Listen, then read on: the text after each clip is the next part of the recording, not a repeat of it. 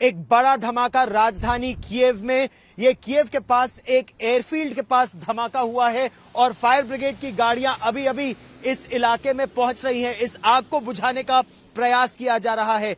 ये एयरपोर्ट के पास, एयरफील्ड के पास एक फैक्ट्री है जिसको निशाना बनाया गया।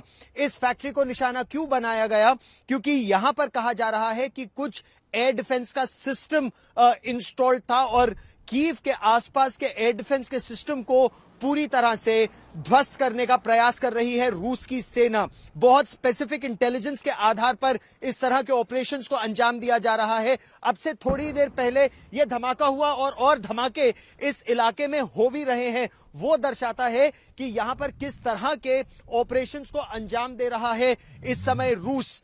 खासा तनाव कीव के इस इलाके में और इसको पूरी तरह से खाली भी कराया जा रहा है।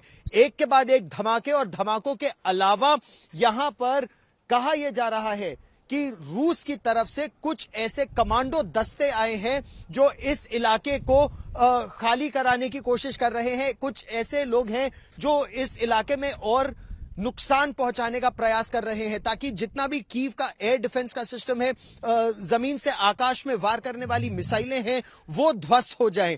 अभी कुछ रॉकेट के हमले हुए हैं, कुछ मिसाइल के हमले हुए हैं और अंदेशा यह है कि इसके बाद राजधानी कीव पर विमान के हमले यानी हवा से जमीन पर वार करने का प्रयास भी किया जाएगा और इसी से पहले एयर डिफेंस सिस्टम को पूरी तरह से ध्वस्त किया जा रहा है। इस बिल्डिंग में अभी तक किसी के हताहत होने की तो खबर नहीं है। कहा यह जा रहा है कि यहां पर जो लोग थे वो तो भागने में सफल हुए, लेकिन इस मलबे को साफ करके वो देखने का प्रयास किया जा रहा है कि क्या यहां से किसी को सुरक्षित निकाला जा सकता है। फिलहाल कीव पर खतरा बड़ा है और बरकरार है। अगले 24 से 48 घंटे में कीव पर एक बड़े हमले का अंदेशा है।